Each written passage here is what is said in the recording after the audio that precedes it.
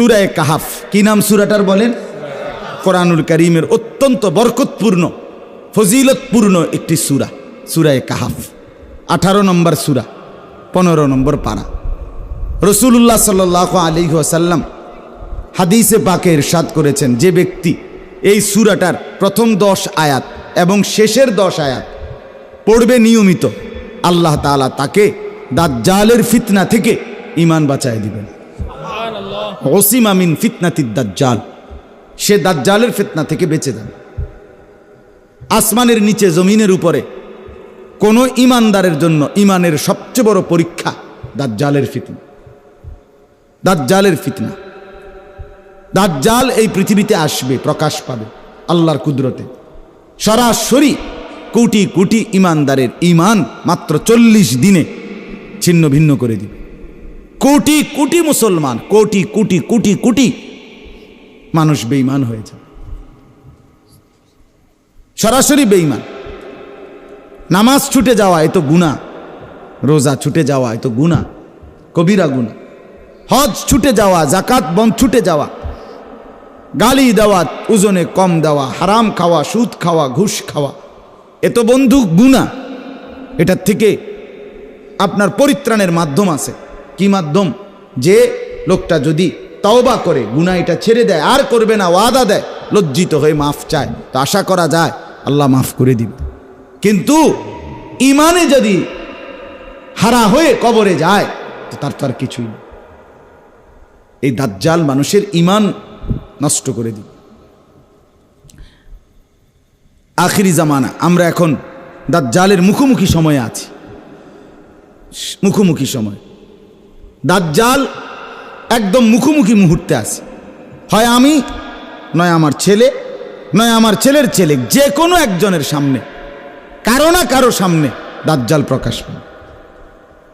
আর দাজ্জালের সবচেয়ে বড় বিপদ হলো, দাজ্জাল অলৌকিক অনেক শক্তি দেখাবে, দেখাইয়া মানুষের ঈমান নষ্ট করবে। মানুষকে বলবে তুমি আমাকে খোদা বানো, এবং মানুষ খোদা মনে করবে।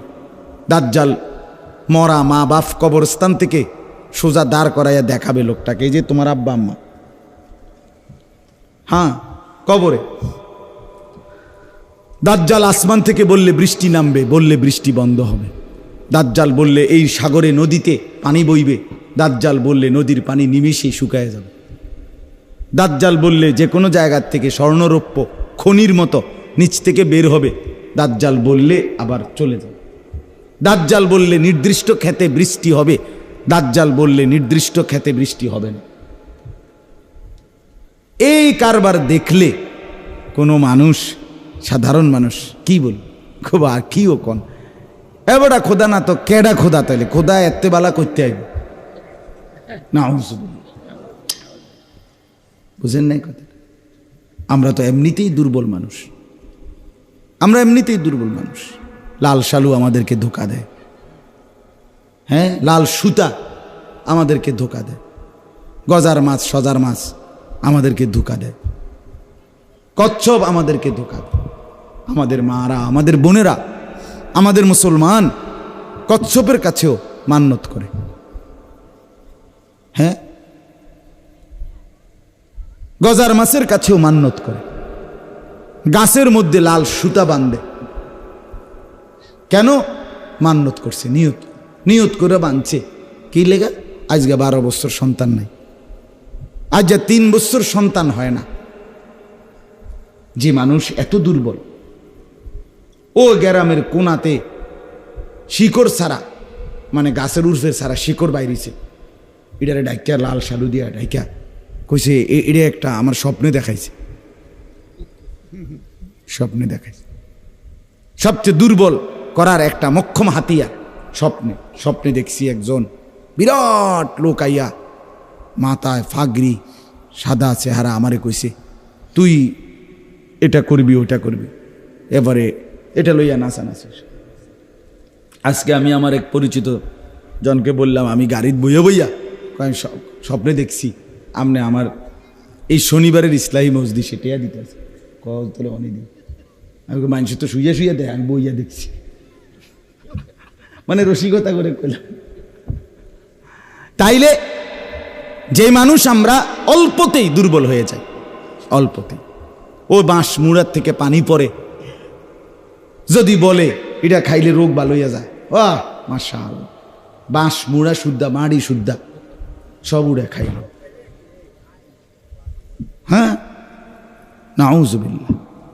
আমি আমার মসজিদের দিকে এক জায়গা আছে, সেখানে প্রত্যেক শুক্রবারে দেখি দলে দলে পুরুষ মহিলা সব ধর্মের, হিন্দু বৌদ্ধ ইহুদি খ্রিস্টান মুসলমান সব যাইতেছে, কি নিয়ত করে হেনে এক কাপ চা আর একটা বিস্কুট না কিতা খায়, বলে এই চা আর বিস্কুট খায় মনের আশা পূরণ হয়, মানে এই চা খাওয়ার আশাটা পূরণ হয় আর কি, এই যে আশায় আইছে চা আর একটা বিস্কুট খাইব এটা পূরণ।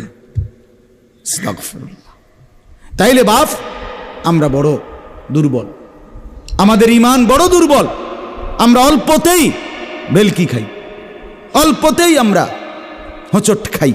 সেখানে একজন জলজ্জান্ত মানুষ যদি এটা দেখায়, বৃষ্টি নামায়, বৃষ্টি বন্ধ করে, নদী শুকায় ফেলে, নদীতে পানির জোয়ার উঠায় দেয়, ফসল ফলায়, ফসল সরায় ফেলে, তাইলে ঈমান বাঁচানো খুব কঠিন হবে না? খুব কঠিন।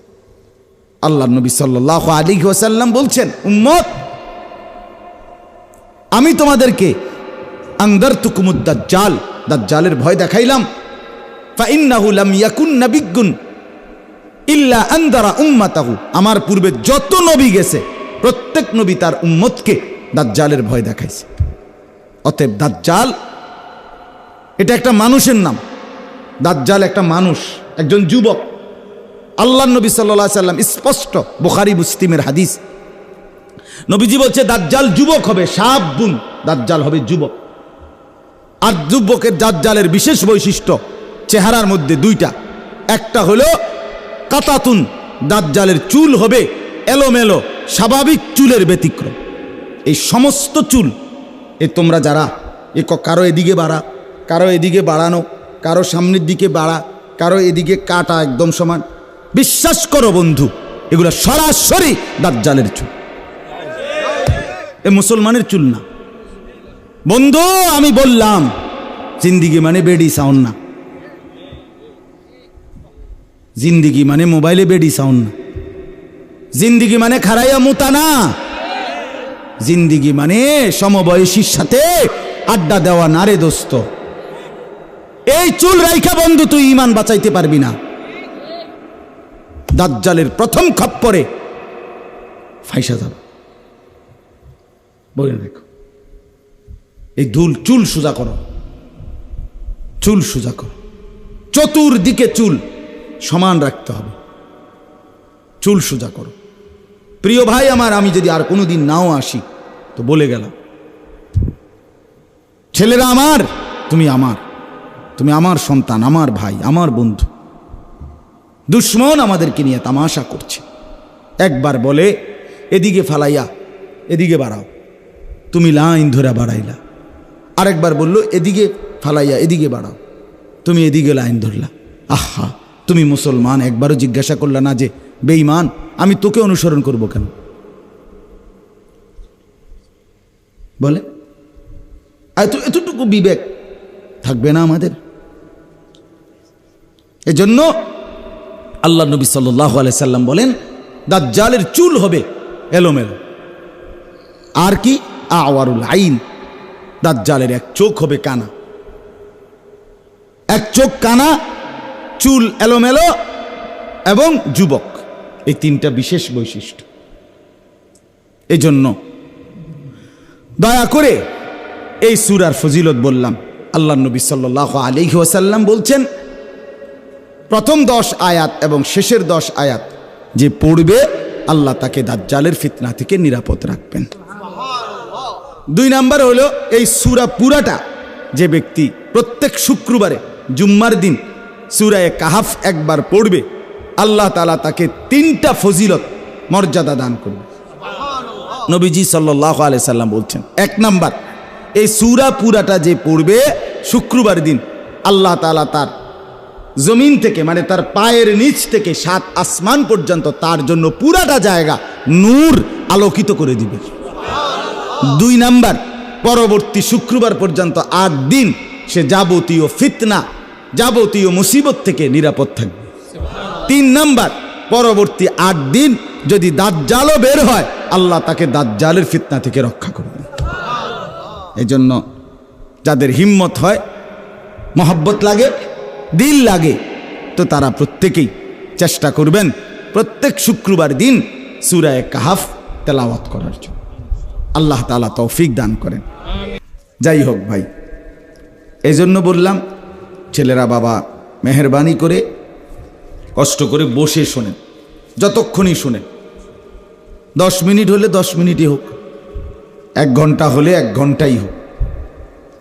জুতা খুলে বসে পড়লে আল্লাহ বরকত দিবে। কোরআনুল কারীমের মধ্যে আছে, মুসা আলাইহিস সালামকে আল্লাহ তাআলা আল্লাহর কথা শুনবার আগে আল্লাহ তাআলা সরাসরি হুকুম করছেন যে মুসা আগে জুতা খোলো, ফখলা আনা আলাইক। এটা কোরআনের আয়াত সরাসরি, যে জুতা খোলো। মুসা আলাইহিস সালাম তুর পাহাড়ে গেছেন, এই প্রথম কথা বলার দিন আল্লাহ তাআলা প্রথমেই বলে নিছেন ফখলা আনা আলাইকা, তোমার জুতা খুলে ফেলো। আনা আখতারতুকা ফাসতামি' লিমা ইউহা। আল্লাহ বললেন মুসা, আমি তোমাকে নির্বাচন করেছি, অতএব আমি যা ওহী করব বলবো তা মনোযোগ দিয়ে শোনো। এই জন্য তাফসীরের মধ্যে লিখছে আল্লাহর কথা শুনবার আদব জুতা খুলে বসা। 2 নাম্বার হলো হযরত জিবরাইল আলাইহিস সালাম আমাদের প্রিয় নবী সাল্লাল্লাহু আলাইহি সাল্লামের কাছে সামনাসামনি আইসা বসছেন নামাজের সূরাতে, এবং একটা একটা করে বিভিন্ন প্রশ্ন করছেন। মাল ঈমান, ঈমান কি? নবীজি উত্তর দিয়েছেন। মাল ইসলাম, ইসলাম কি? নবীজি সাল্লাল্লাহু আলাইহি সাল্লাম উত্তর দিয়েছেন। মাল ইহসান, ইহসান কি? নবীজি উত্তর দিয়েছেন। মাতাস সাআ, জিবরাইল বলছে হে মুহাম্মদ সাল্লাল্লাহু আলাইহি ওয়াসাল্লাম, কিয়ামত কখন হবে? নবীজি বলছে তুমিও জানো না, আমিও জানি না। বলছে কিয়ামতের আলামত কিছু বলেন। তো নবীজি উত্তর দিছে। জিবরাইল আলাইহিস সালাম চলে গেছে। নবীজি সাহাবীদেরকে বললেন হাজা জিবরাইল ইউআল্লিমুকুম দীনাকুম, এটা জিবরাইল এসেছিল, তোমরা তোমাদের দ্বীন কিভাবে শিখবে, গ্রহণ করবে, তোমাদেরকে শিখায় দিয়ে গেল। এই হাদিসের ব্যাখ্যায় আছে, এর দ্বারা বোঝা গেল আল্লাহর কথা, রসুলের কথা বসে শুনতে হয়। যেহেতু জিবরাইল কিভাবে শুনছে, বসে।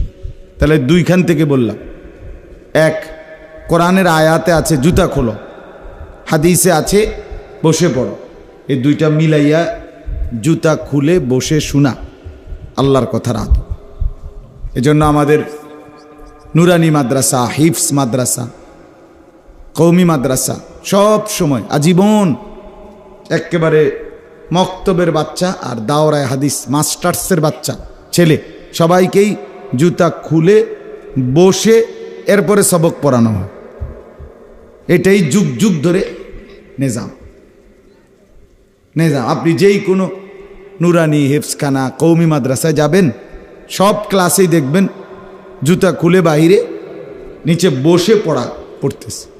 এটা আদব, আল্লাহর কথা শুনবার আদব, পড়বার আদব।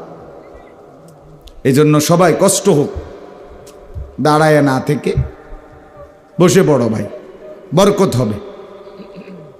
2 নাম্বার কথা হলো, উপরে নিচে যারাই সবাই এই হাতে ধরা যতগুলো মোবাইল, সবগুলো মোবাইল বন্ধ করে দেয়, পকেটে ঢুকায়।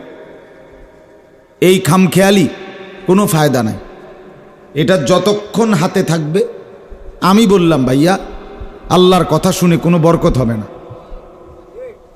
ফায়দা আসবে না, লাভবান হবে না। এটা সারাক্ষণ নজরকে, জেহানকে, ধ্যান ধারণাকে এটার দিকে ফিরায় রাখে, এটার দিকে ফিরায় রাখে।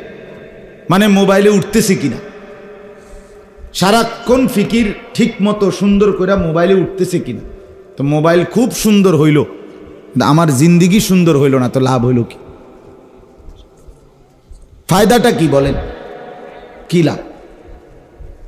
এজন্য দয়া করে, মেহেরবানি করে সবাই সবাই একবার আমার অনুরোধ, এখন তো সুন্দর করে কইলাম, এরপরে কিন্তু আমি ধমক দেব, আগেই বলে নিলাম। শ্রোতা খুব বেশি হওয়া কোনো জরুরি না, সংখ্যার ভিত্তিতে কামিয়াবি না। একটি মাহফিল সফল কত হাজার লোক হইলে, এমন কোনো সংখ্যা আছে যে 10,000 লোক যদি একত্র হয় তাহলে মাহফিলটা কামে লাগছে, এরকম না। তাহলে সংখ্যা কোনো বিবেচ্য বিষয় না, কম হইল না বেশি হইল লোক, এটা দেখার বিষয়, এটা কোনোভাবেই মূল কথা না। কোরআনুল কারীমের মধ্যে আছে, ওয়া ইন তুতি আকসারা মান ফিল আরদ ইউদিল্লুকা আন সাবিলিল্লাহ। নবীজিকে আল্লাহ তাআলা বলছে, বন্ধু, বেশি মানুষ যেদিকে, আপনি যদি তাদের অনুসরণ করেন, বেশির লোভ, তাহলে তারা আপনাকে আল্লাহর রাস্তা থেকে পথভ্রষ্ট করে দিবে, নাউযুবিল্লাহ, গোমরা করে দিবে, গোমরা। ইউদিল্লুকা আন সাবিলিল্লাহ। একটি বাজারের মধ্যে যখন নামাজের ওয়াক্ত হয়, তো বাজারের মসজিদে নামাজ পড়ে যতজন বাজারের দোকানপাটে আড্ডা দেয়, তার চাইতে কম নাকি বেশি? বুঝা গেল, বুঝাই গেল, বেশিরভাগ গাফেল, ইমানদার অল্পই হয়, সেজদাওয়ালা অল্পই হয়, বন্দিগিওয়ালা অল্পই হয়, অনুগত সর্বযুগে অল্পই হয়।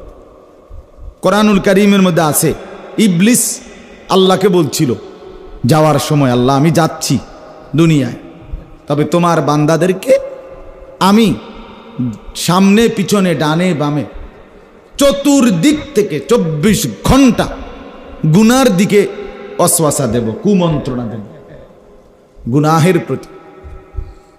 সুম্মা লাআতিয়ান্নাহুম মিন বাইনি আইদিহিম ওয়া মিন খালফিহিম ওয়া আন আইমানিহিম ওয়া আন শামাইলিহিম।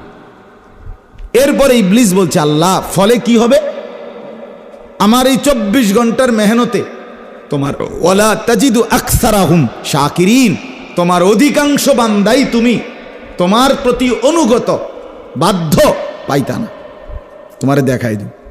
নাউযুবিল্লাহ, ইবলিস বলছে আল্লাহ দেখাই দেব তোমার, তোমার আজান হবে, তোমার ঘরে নামাজ হবে, সেজদা দিবে কয়জন আর দিবে না কয়জন, তোমারে দেখাই দেব। অধিকাংশই দেখবা সেজদা দেয় না, মান আমি এইভাবে গুনাহের চতুর্মুখী কুমন্ত্রণা দেব।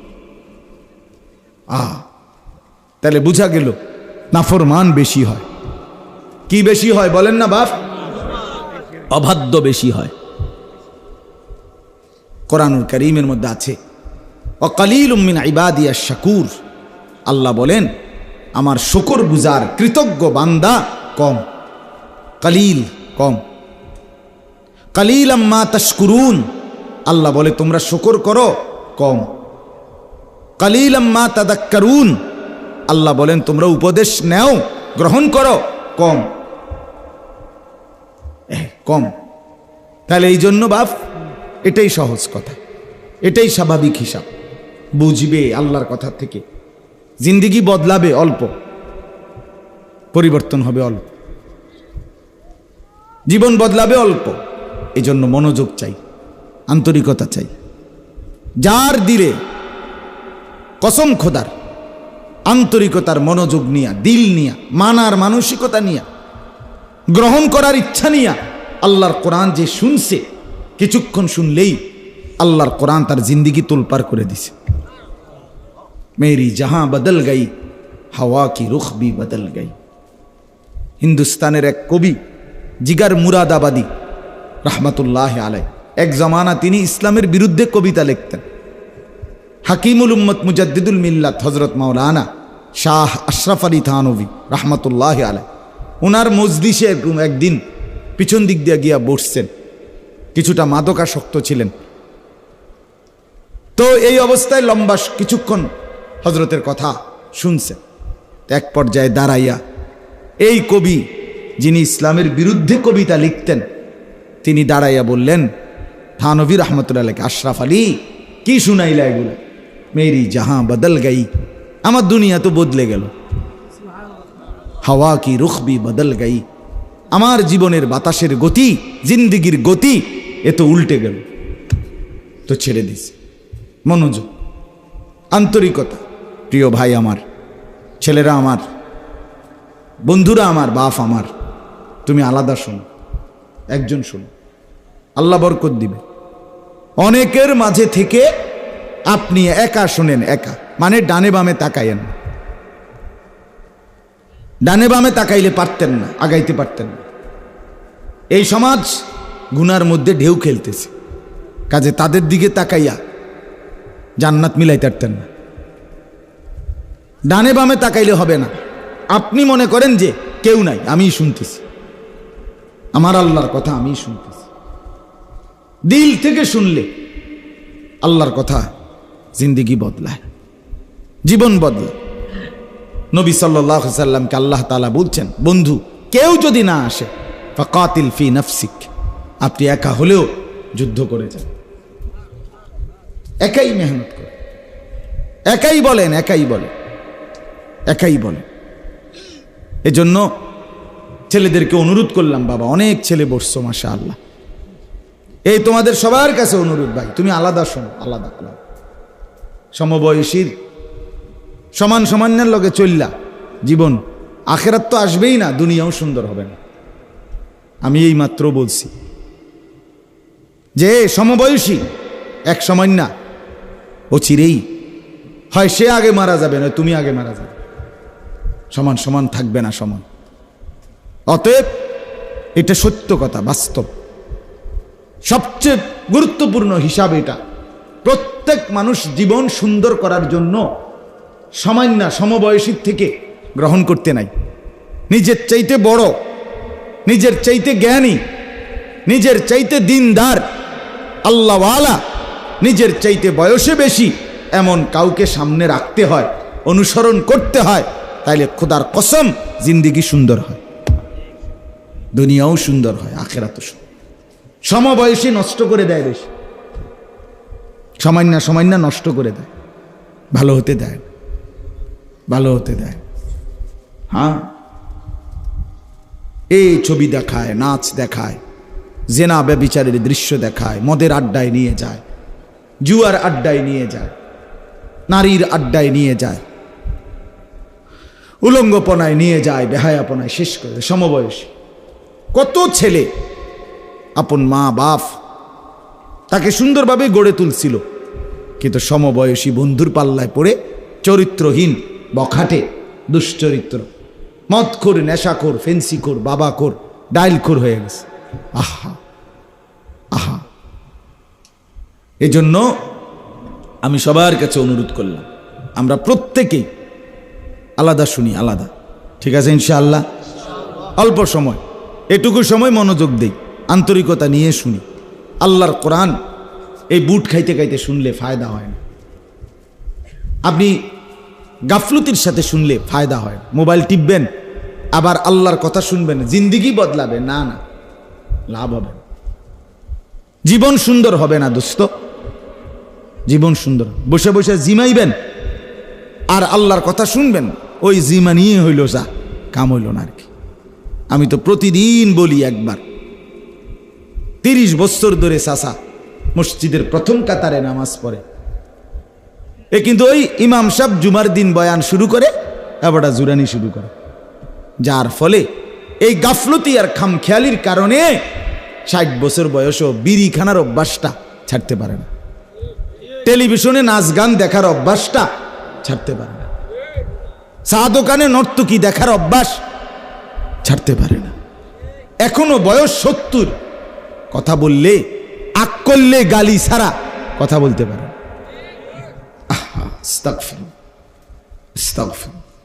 লজ্জাজনক কথা, লজ্জাজনক কথা।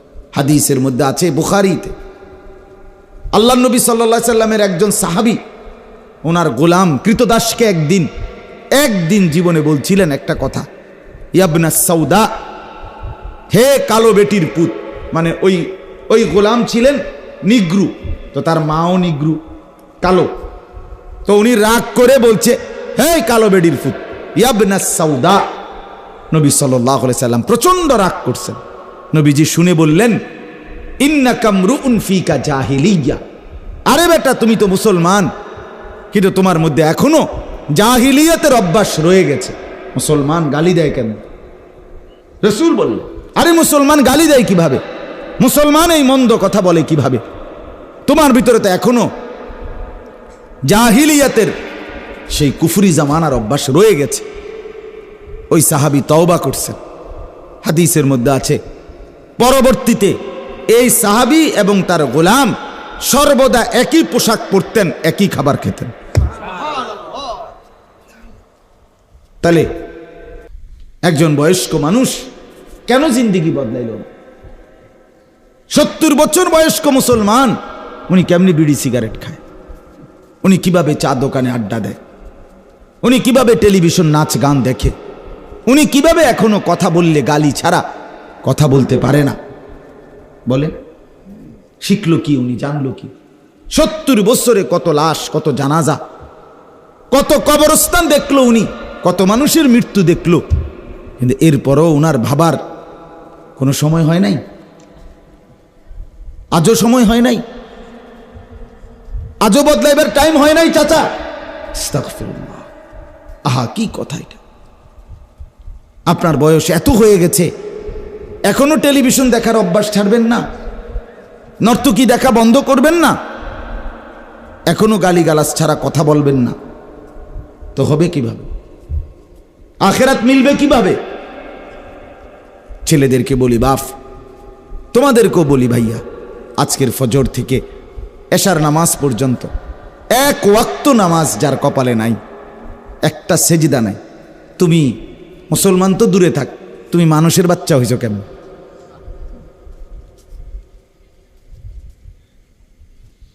এই ছেলেরা, তোমারে মানুষের বাচ্চা বলে কি? তুমি কোন যুক্তিতে মানুষের বাচ্চা?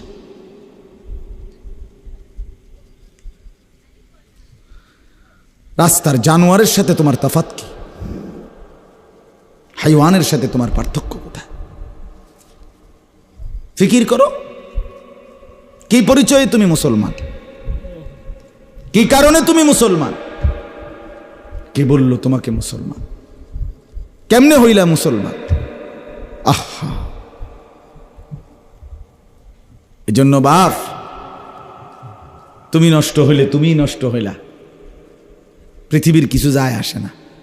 সূর্য ঠিকই ওঠে, সূর্য ঠিকই ডুবে, চাঁদও ওঠে, চাঁদও ডুবে, রাতও আসে, দিনও যায়, দিনও আসে, রাতও যায়। কিন্তু তুমি নষ্ট হলে তুমি শেষ হয়ে গেল, আর কি, পৃথিবীর কিচ্ছু হইছে না। তোমার চুলের বাম্পার দেখানোর জন্য মানুষের বইয়া নাই, তোমার খারাইয়া মতন সাউনের লেগা মানুষের সময় নাই। তোমারটা তুমিই নষ্ট হইলে, আর কি। তোমার কাছে মনে হয় আর কি যে তোমার এই চুল অনেক সুন্দর লাগতেছে, কিন্তু তোমার সমাজ, তোমার মহল্লা, তোমার এলাকাবাসী, মানুষগুলো তোমাকে কি মনে করে? তুমি মানুষের চেহারা একবার পরীক্ষা করো। বেনামাজি ছেলে তুমি দেখো চতুর্দিকে, দেখো। কোন বোন রাস্তায় হাঁটে, তো যে যুবক তার পিছনে পিছনে বিশ্রী মন্তব্য করো, বাজে কথা বলো, তখন সেই বোন, মুসলমানের সেই মেয়েটা জড়সড় হয়ে হাঁটে কেন? যে সে মনে কলজার মধ্যে ভয় পায় যে আমার পিছনে কুত্তা লাগছে, আমার পিছনে কুত্তা লাগছে, এই কুত্তার কারণে সে কাঁপতে থাকে। তোমারে কি সে কুত্তার চাইতে নিকৃষ্ট মনে করে? কুত্তার চাইতে নিকৃষ্ট।